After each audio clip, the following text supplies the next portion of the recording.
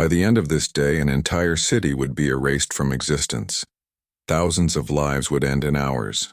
Pompeii, one of the Roman Empire's most prosperous cities, would become a tomb frozen in time. But 24 hours earlier, none of this seemed possible. On the morning of August 24, 79 AD, Pompeii was alive.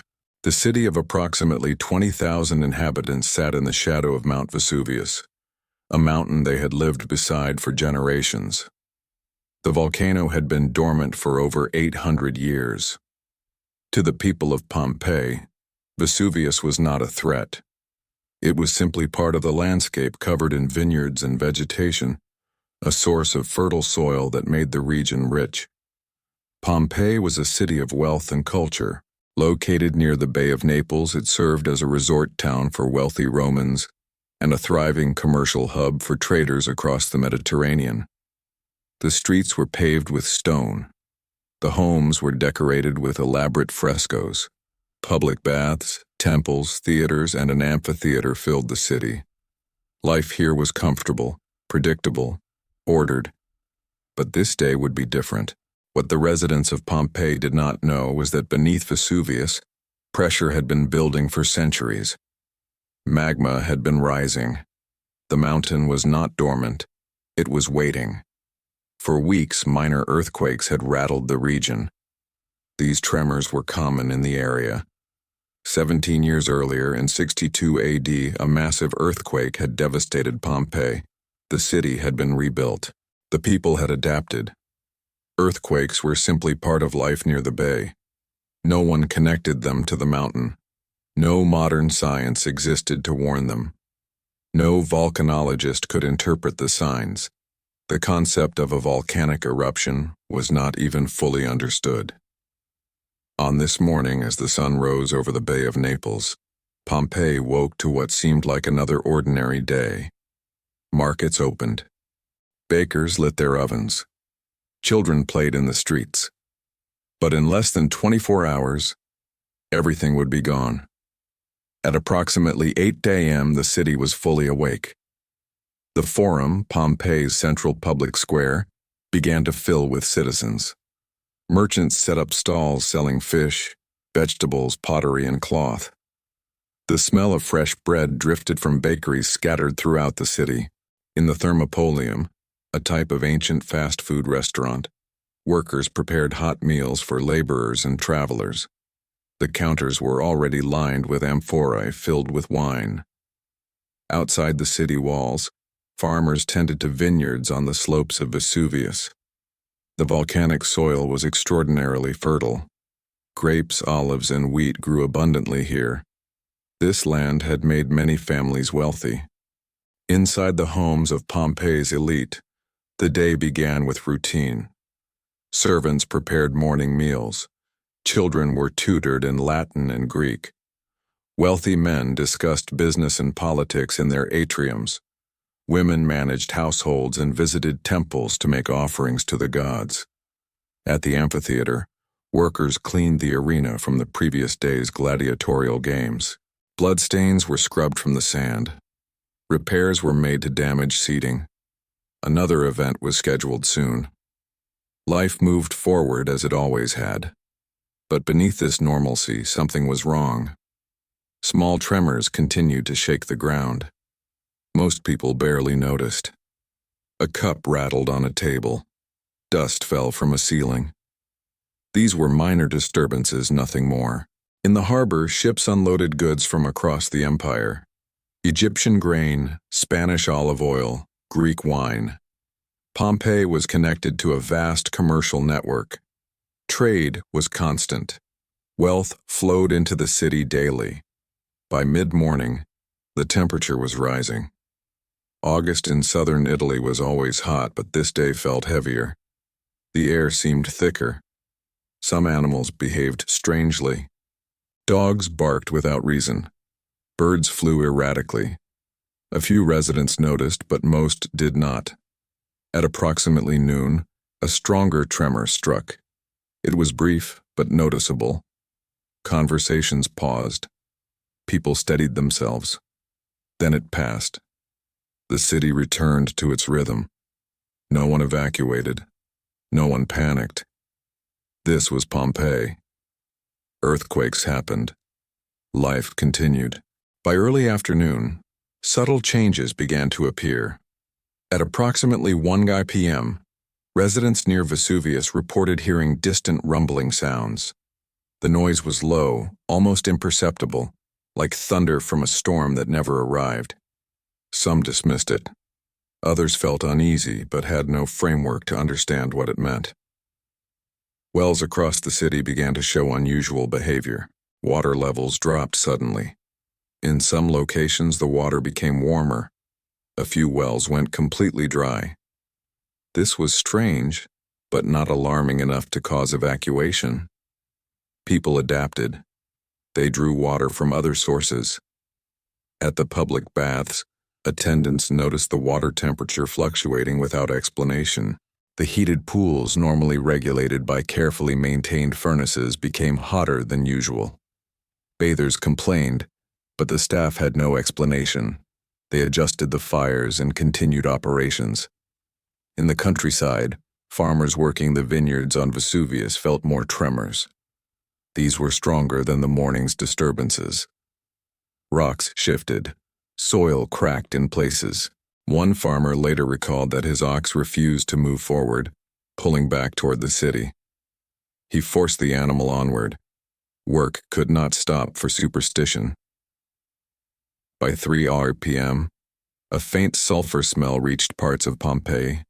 It was subtle, easily confused with other urban odors. The city had workshops, tanneries, and waste in the streets. Strange smells were common. Few people connected it to the mountain. Inside the temple of Jupiter, priests performed afternoon rituals. Offerings of wine and incense were made to the gods. Several worshippers came to pray, troubled by the tremors. The priests reassured them. The gods were not angry. These were natural occurrences. Pompeii had survived worse. In the homes of the wealthy, afternoon meals were served. Families reclined on couches, eating olives, cheese, bread, and fish. Conversations turned to business, marriages, politics. Some mentioned the tremors casually. Others ignored them entirely. At the gladiator barracks, fighters trained for upcoming games. At the theaters, actors rehearsed performances. Life in Pompeii carried on, but time was running out. At approximately 5 p.m., the tremors became impossible to ignore. Buildings shook with increasing frequency. Roof tiles slid loose and shattered in the streets. Cracks appeared in walls that had stood for decades. Conversations stopped more often now. People looked at each other with growing concern. Some families began to gather their most valuable possessions, not to flee, but to protect their belongings in case of structural damage. At the port, sailors debated whether to leave the harbor. The sea had become agitated. Waves moved strangely, without wind to explain them. Several captains decided to depart early, uncomfortable with conditions they could not explain. Others remained unwilling to abandon profitable cargo transactions. By 6 p.m., a series of stronger earthquakes struck in rapid succession. In the Forum, people stumbled. Market stalls collapsed. Amphorae shattered, spilling wine and oil across the stone pavement. Panic began to surface. Some residents decided to leave the city, heading south toward neighboring towns. They packed quickly, taking children and essential belongings. But most stayed. Pompeii had weathered earthquakes before. Leaving meant abandoning homes, businesses, livelihoods. The risk of staying seemed manageable compared to the certainty of loss from fleeing. At approximately 7:30 p.m., Vesuvius released a sound unlike anything heard before. A deep, resonant boom echoed across the region. It came from inside the mountain. People stopped and stared toward the peak. Nothing visible had changed yet, but something fundamental had shifted. Inside their homes, families made critical decisions. Some chose to shelter in place, retreating to inner rooms away from potential falling debris. Others gathered in public spaces, seeking the company of neighbors. A few continued preparing to evacuate, though darkness was approaching and travel would become dangerous. The city's priests consulted among themselves. Should they advise evacuation? The omens were troubling, but unclear. No precedent existed for this situation. They decided to remain and continue prayers. As night fell over Pompeii, lamps were lit throughout the city. The temperature had not cooled as it normally did after sunset. The air remained hot and heavy. At approximately 1 p.m. on August 24th, everything changed. Mount Vesuvius erupted. The explosion was catastrophic. The top of the mountain blew apart with a force beyond comprehension. A column of superheated gas, ash, and pumice shot vertically into the sky, reaching heights of over 20 miles. The sound was deafening, heard across the entire Bay of Naples region. In Pompeii, 7 miles from the volcano, the sky turned dark within minutes. The sun disappeared behind a massive cloud of ash. Day became night. Panic erupted instantly. People ran into the streets, screaming, searching for family members. The initial phase of the eruption sent a rain of pumice stones falling on the city. These were light, porous rocks, hot but not immediately lethal. They fell like hail, covering rooftops, streets, and people. The stones accumulated rapidly. Within the first hour, several inches blanketed the ground. Roofs began to collapse under the weight. Families made desperate choices. Some fled immediately, running south away from Vesuvius, covering their heads with pillows and cloth. Others retreated indoors, seeking shelter from the falling debris. Some locked themselves in windowless rooms. Others hid in cellars. These decisions determined who lived and who died. The accumulation of pumice continued relentlessly. By 3 p.m., the fall reached 2 feet deep. Walking became difficult. Buildings continued to collapse. People trapped inside were buried alive. Those who stayed too long found escape routes blocked. The air became toxic. Ash and gas mixed into a suffocating atmosphere. Breathing caused choking. Eyes burned. Visibility dropped to almost nothing. The eruption entered its most deadly phase around midnight. Pyroclastic surges, fast-moving clouds of superheated gas and volcanic matter traveling at over 100 miles per hour, began racing down the mountain slopes. The first surge hit Herculaneum to the west. The second, hours later, would reach Pompeii. At approximately 6:30 a.m. on August 25th, the final pyroclastic surge struck Pompeii. The temperature exceeded 500 degrees Fahrenheit. Death was instantaneous. People died in the positions they held at that moment: running, sheltering, praying. By the morning of August 26th, Pompeii no longer existed. The city was buried under approximately 20 feet of volcanic material. Ash, pumice, and pyroclastic deposits covered everything. Buildings, streets, bodies. An entire urban center had been erased in less than 24 hours. The death toll was catastrophic. Modern estimates suggest between 2,000 and 15,000 people died in Pompeii and the surrounding areas. Many who fled survived. Those who stayed, hoping the eruption would pass, did not.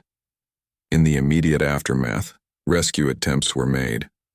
Survivors returned to search for family members and salvage valuables. Some tunneled through the ash into buried buildings, but most of the city remained inaccessible, entombed beneath hardened volcanic material. Over time, Pompeii was forgotten. The location was lost. Vegetation grew over the burial site. Centuries passed. The Roman Empire fell. Languages changed. The story of Pompeii became legend, then myth, then nearly erased from memory. In 1748, excavations began. Archaeologists discovered the preserved city beneath layers of ash, What they found was unprecedented. Pompeii had been frozen in time. Buildings stood intact. Frescoes remained vivid. Bread was still in ovens. Most striking were the voids left by decomposed bodies. Archaeologists poured plaster into these cavities, creating casts that captured people in their final moments. A mother shielding her child, a man covering his face, a dog chained and unable to escape. These images became some of the most haunting archaeological discoveries in history. Pompeii provided an unparalleled window into Roman life. Everything was preserved exactly as it was on that final day. The city revealed details about daily life, architecture, art, commerce, and society that no written record could provide. The eruption of Mount Vesuvius in 79 AD remains one of the most documented natural disasters of the ancient world. It demonstrated the devastating power of volcanic eruptions and the importance of recognizing natural warnings. This was day falling. One day, everything changes.